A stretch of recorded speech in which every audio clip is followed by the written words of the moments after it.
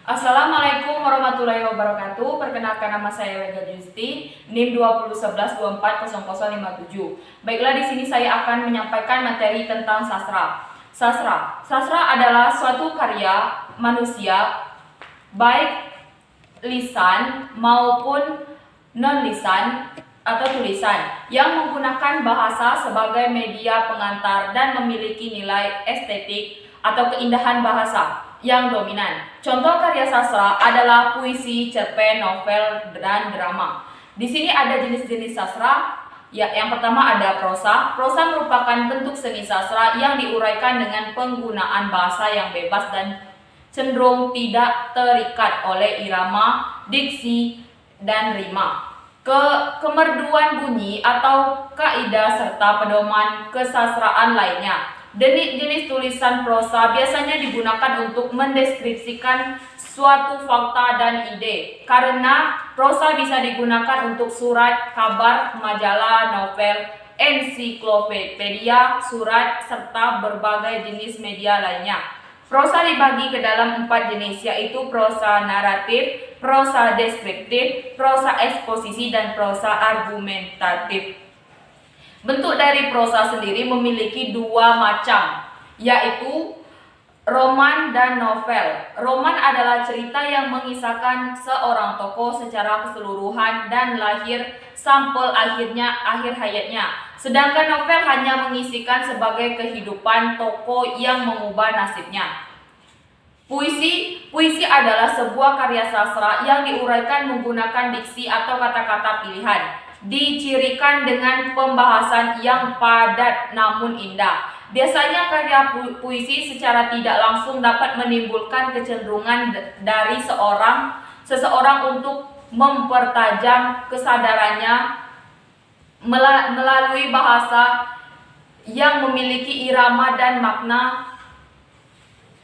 makna khusus. Contoh dari puisi yaitu seperti sejak, pantun, dan balada. Pengertian puisi adalah bentuk karya sastra dari hasil ungkapan dan perasaan penyair dengan bahasa yang terikat irama, matra, rima, penyusunan lirik dan bait, serta penuh makna.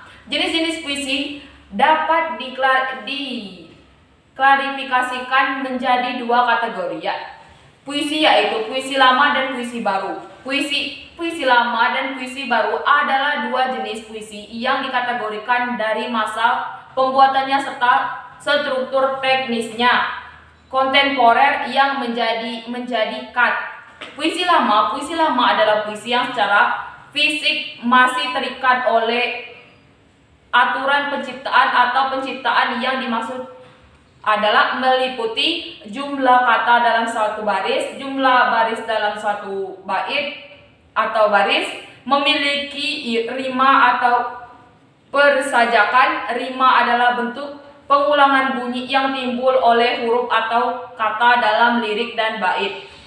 Beberapa jenis sajak saja yang termasuk dalam puisi lama antara lain: 1. Matra. Matra adalah sebuah kata atau ucapan-ucapan pada masa lampau yang dipercayai memiliki kekuatan gaib untuk digunakan sebagai media penyembuhan.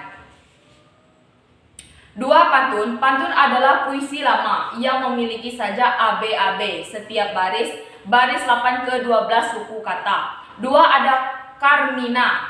Karmina adalah bentuk pantun yang sangat pendek. 3. Ada seloka. Seloka adalah bentuk pantun yang sangat berkaitan. 4. Ada gurindam, merupakan bentuk puisi lama, memiliki ciri-ciri di dalamnya terdapat bait yang terdiri dari 2 baris, memiliki sajak AA. Gurindam banyak memuat nasihat kehidupan syair. 5. Talbun. Puisi baru bentuknya lebih bebas daripada puisi lama, baik dalam segi jumlah baris, suku kata maupun rima. Jenis-jenis puisi baru menurut isinya dibedakan atas. Yang pertama ada balada. Bentuk puisi baru yang isinya berupa cerita dan kisah perjalanan hidup seseorang. Yang kedua ada elegi, bentuk puisi baru yang berisi kesedihan, suara sukma yang menetap batin dan mengeluh serta tangis hati.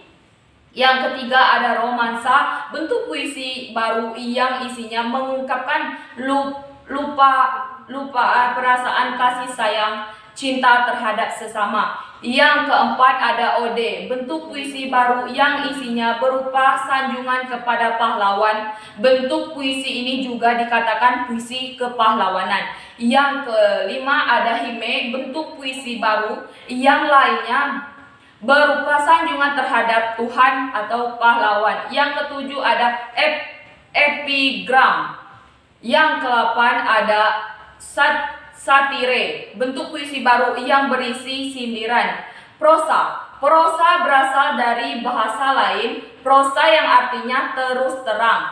Jenis tulisan prosa biasanya digunakan untuk mendeskripsikan suatu fakta atau ide, karena proses dapat digunakan untuk suatu kabar, majalah, ensiklopedia, surat, serta berbagai jenis media lainnya. Sedangkan menurut Kamus Besar Bahasa Indonesia atau KBBI, prosa adalah karangan bebas atau tidak terikat oleh kaidah yang terdapat dalam puisi.